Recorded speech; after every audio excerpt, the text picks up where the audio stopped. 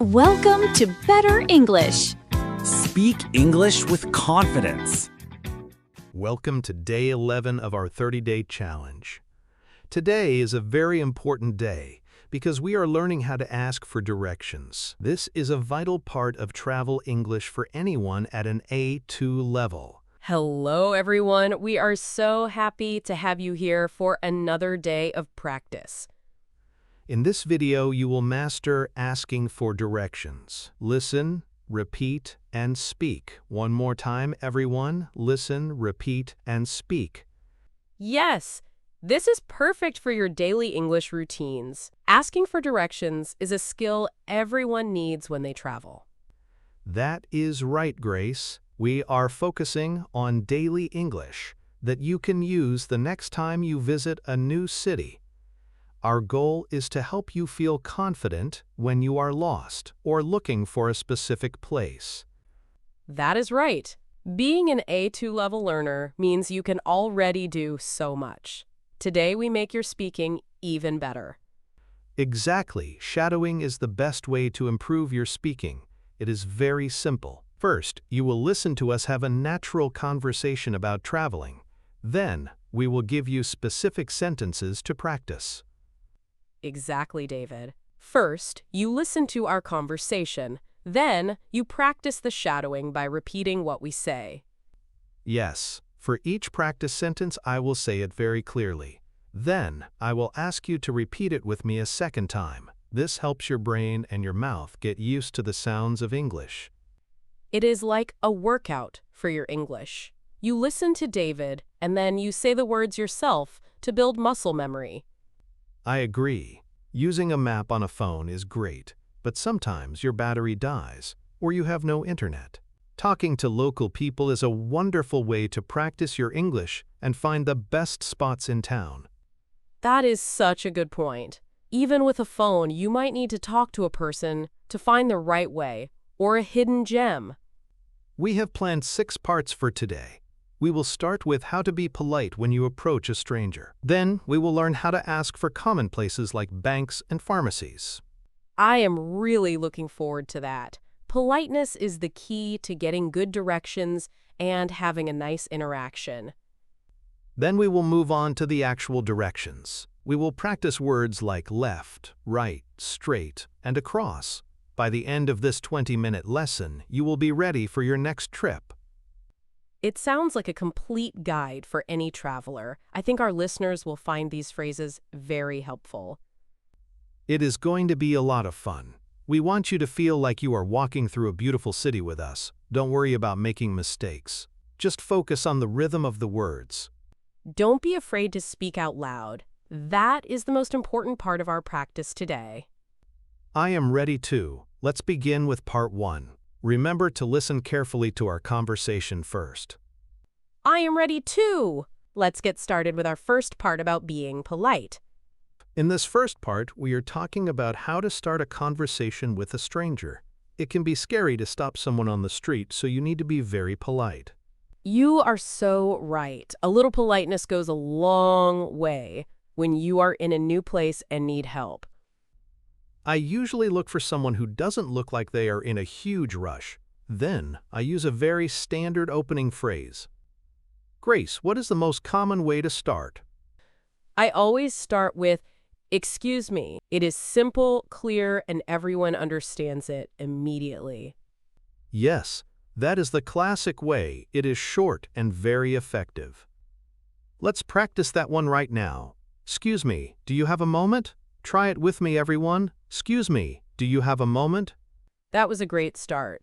Everyone, make sure you use that polite, rising tone when you repeat it. I am sorry to bother you is also excellent. It shows that you respect the other person's time. I use that if the person is walking or looking at their phone. Oh, I love that phrase. It sounds very kind and shows that you are a thoughtful traveler. Let's practice that longer polite opening. I am sorry to bother you. Repeat after me. I am sorry to bother you. I am sorry to bother you. Please try saying it with me. I am sorry to bother you. That is a good point. If you start with a smile and a polite, "Excuse me," People are usually very happy to help a traveler. Now, let's practice asking the actual question. Absolutely. Most people are happy to help a tourist who is being respectful and friendly.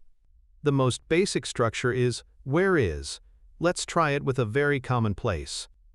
Excuse me, where is the train station? Let's say it again together. Excuse me, where is the train station? That is a perfect question. It is very direct and clear so people can help you quickly. That sounds very natural. Can you tell me where the station is a bit more advanced but very polite.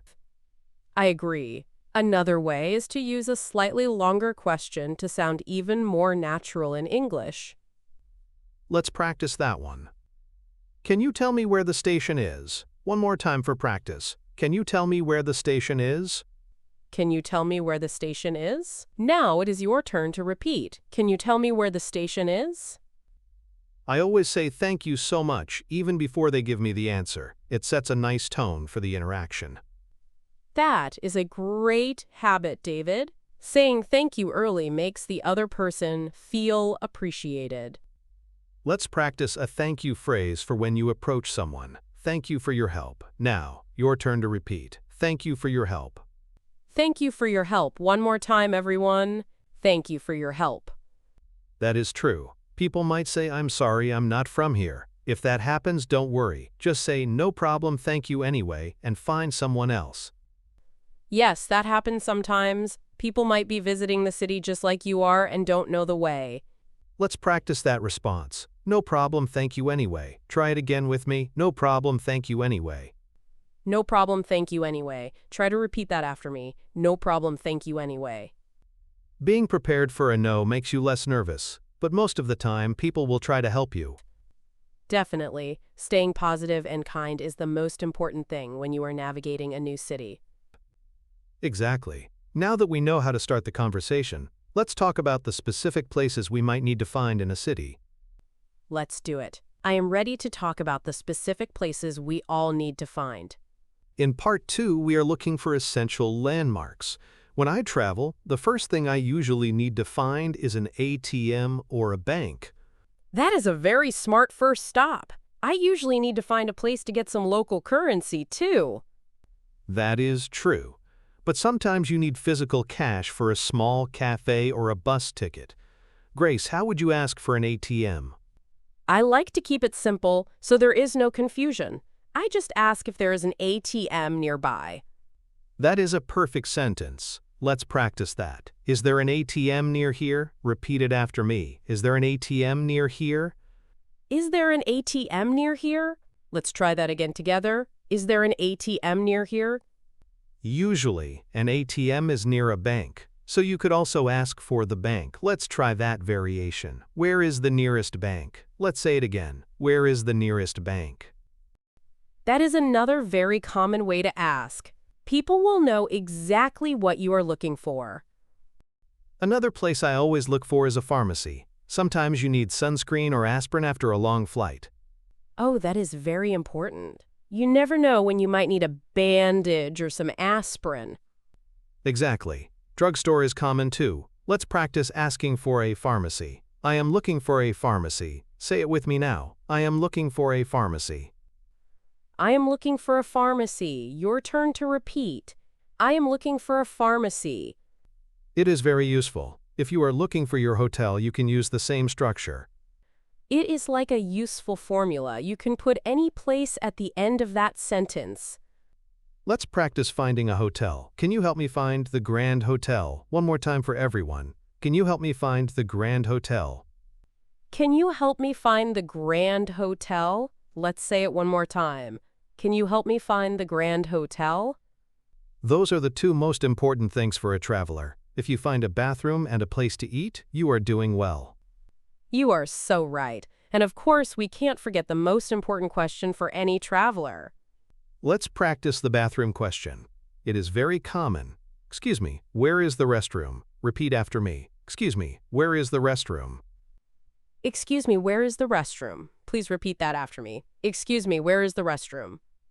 And for food, you might want a supermarket or a grocery store. Let's practice that. Is there a supermarket around here? Let's try that again. Is there a supermarket around here? Is there a supermarket around here? Say it with me again. Is there a supermarket around here? You are right. Around here or near here makes the question sound very natural in spoken English.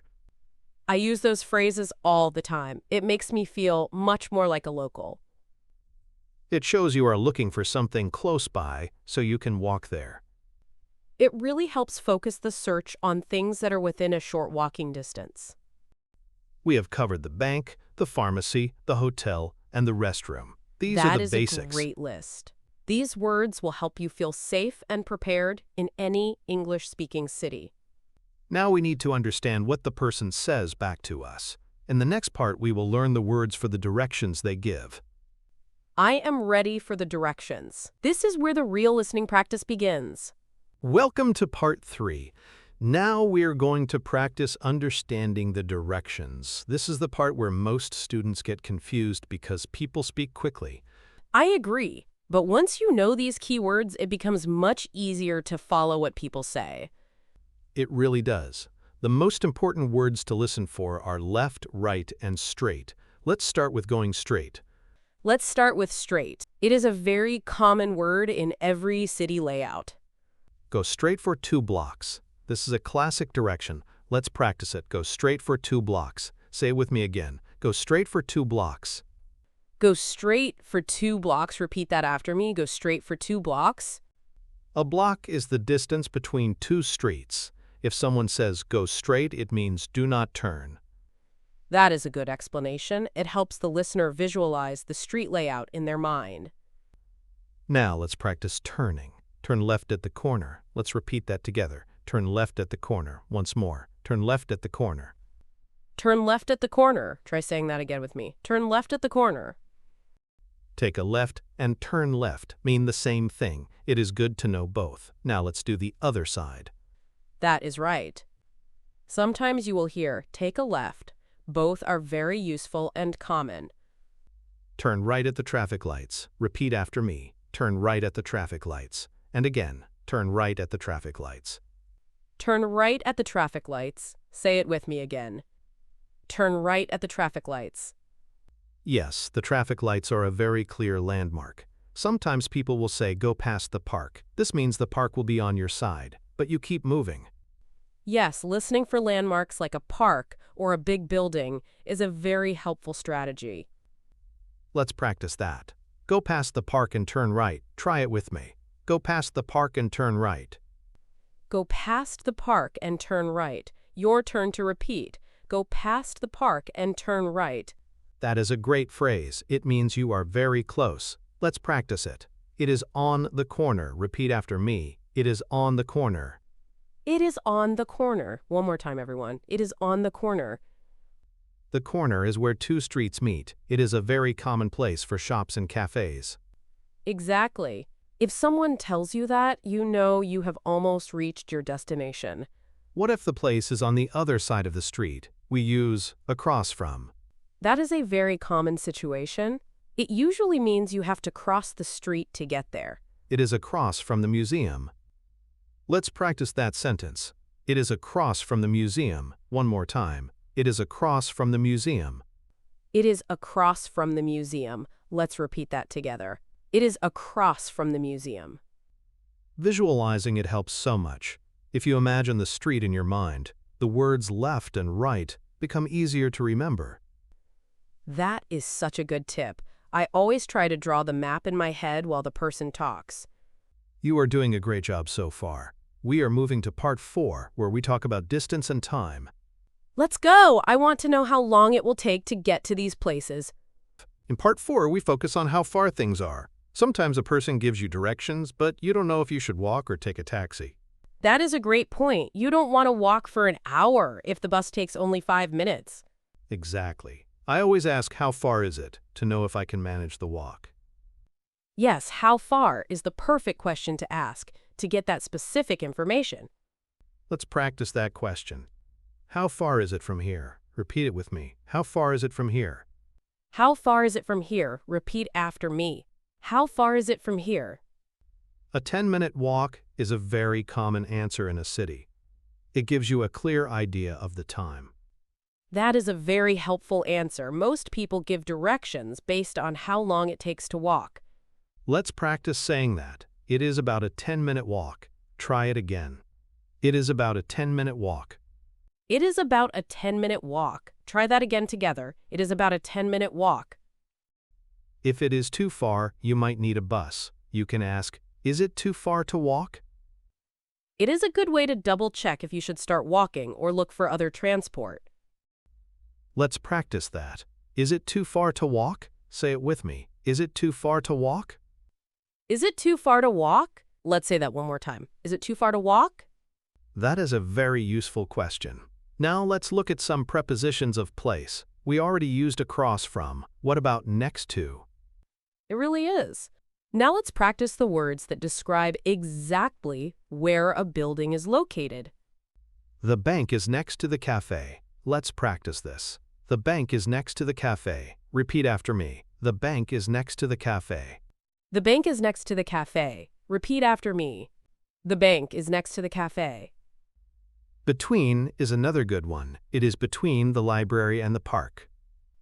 Between is very specific.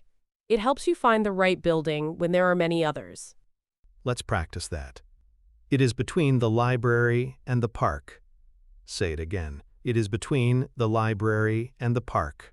It is between the library and the park. Your turn to repeat. It is between the library and the park. And behind is important too. Sometimes the entrance is in the back. That is true. Sometimes the main entrance is in a different place than you expect. The entrance is behind the building. Let's practice. The entrance is behind the building. One more time. The entrance is behind the building. The entrance is behind the building. Say it with me again. The entrance is behind the building. Using these prepositions makes your English sound much more specific and clear. I agree. It helps you find exactly what you are looking for without feeling frustrated. In our final part, we will practice what to do if you are completely lost and need to double-check the directions. That is a very important skill to have. Let's finish our lesson strong with part 5. We are in part 5, the final part of our lesson. This is about clarifying and confirming. Even if you understand the directions, it is smart to repeat them back to the person. I completely agree. It is much better to check now than to realize you are lost later. I do that every time. I say, so I turn left at the light. It helps the other person realize if I made a mistake. That is a great strategy. It shows the person that you were listening and want to be sure. Let's practice that confirmation. So I turn left at the lights. Repeat after me. So I turn left at the lights. So I turn left at the lights? One more time for everyone. So I turn left at the lights? What if you didn't hear a specific word? You can ask them to repeat it. Could you say that again, please? Exactly. Never be afraid to ask for help a second time. People are usually very patient. Let's practice. Could you say that again, please? Say it with me. Could you say that again, please? Could you say that again, please? Repeat it after me. Could you say that again, please? A little slower is a lifesaver for English learners. Most people are happy to slow down if you ask politely. That is such a useful tip. Sometimes native speakers forget how fast they are talking to others. Let's practice. Could you speak a little slower, please? Try it again. Could you speak a little slower, please? Could you speak a little slower, please? Say it with me again. Could you speak a little slower, please? You have been amazing today. We have practiced so many sentences, from excuse me to it's a 10-minute walk. We really have. This was such a productive session for everyone today. I am so proud of everyone who stayed until the end. You are one step closer to being a confident traveler.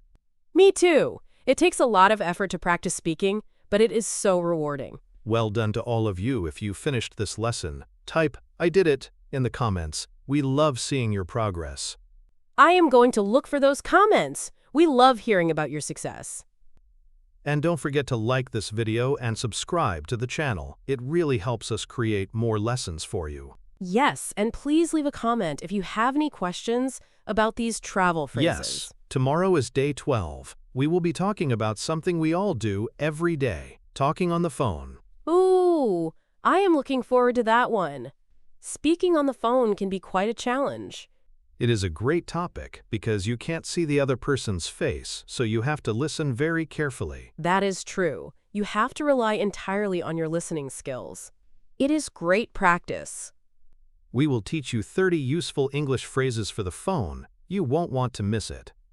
Those 30 phrases will give everyone so much confidence for their next English phone call. See you tomorrow, everyone. Goodbye. Goodbye, everyone. We will see you tomorrow for day 12. Your English journey does not end here. Watch more videos and keep practicing.